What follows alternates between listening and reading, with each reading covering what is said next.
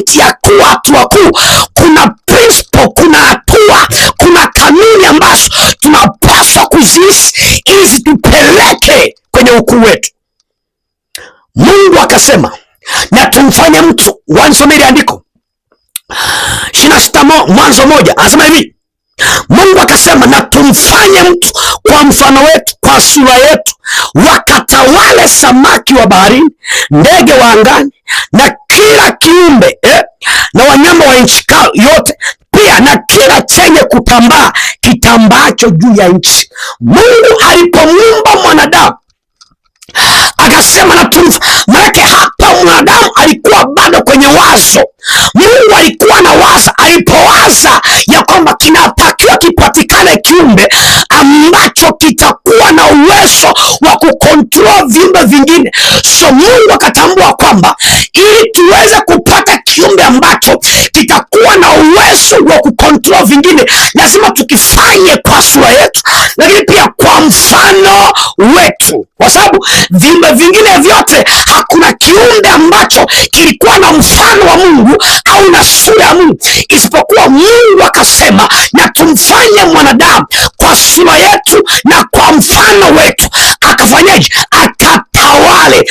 So ndani yetu Mungu ameweka uwezo wa so before hata hujazaliwa, ni kweli leo unaishi maisha mazito, mambo ni magumu ni kwa sababu hujatambua ya kwamba ndani yako una asili ya utawala, una asili ya ukuu, una asili ya mamlaka. Mungu akasema na tumfanye mtu kwa sura yetu na kwa mfano wetu. Akafanyaje? Akatawale.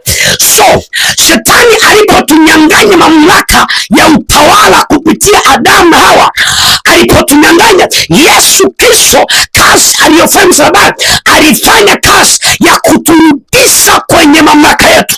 Lakini ili turudi kwenye haya mamlaka, kuna mambo ambayo tunapaswa kuyafahamu. So ndio maana Mungu akasema kwa kuwa akataa maarifa. So moja ya kitu ambacho kitakurudisha au kinampeleka mtu kwenye utawala, kwenye ukuu, ni uwezo wa kupokea maarifa. Usipopokea maarifa, kuna mambo ambayo hayatawezekana kwenye maisha yako.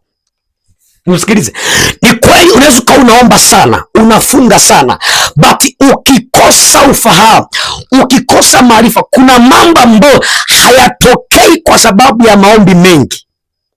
Yes, nielewe vizuri. Kuna mambo ambayo ili Mungu yaachilie kwako, hata pima kiwango cha uombaji wako, hata pima kiwango cha kufunga kwako, bali atapima kiwango cha ufahamu ulionao. Bwana apewe sifa sana. Ili Mungu akupatie kitu ambacho ye anakitaka kwako ukipokee. Kuna namna ambayo kuna wakati ambao Mungu hakupi kitu kwa sababu ya maombi yako mengi, ila anakupa kitu kwa sababu ya ufahamu wako uliouongeza kwa habari kitu hicho. Na ndio maana ili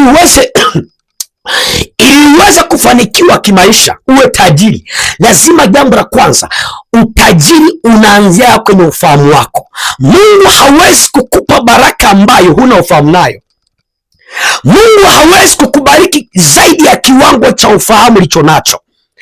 So as you pray, lakini ongeza pia maarifa. Unaweza kuwa unaomba sana, unafunga sana, Mungu akupe kitu fulani, lakini Mungu anapokupima kwenye eneo la ufahamu, anatambua hauna uzoefu nao. Unamwomba Mungu akupe mume, akupe mke, ushawahi jipa swali kwamba je, kwanza mke maana yake nini? Mume ni nini? Namna gani ya kumtunza mume? Nifanyeje? Umehudhuria semina ngapi? Umefundishwa mara ngapi kwa habari ya ndoa? So kuna majibu mengine ambayo Mungu atupi kwa sababu hatuna ufahamu nao. Kuna mtu unatamani Mungu akupe mume uolewe, lakini ukipima akili yako haifanani kabisa na kuwa mwanamke, ya kuwa mke wa mtu.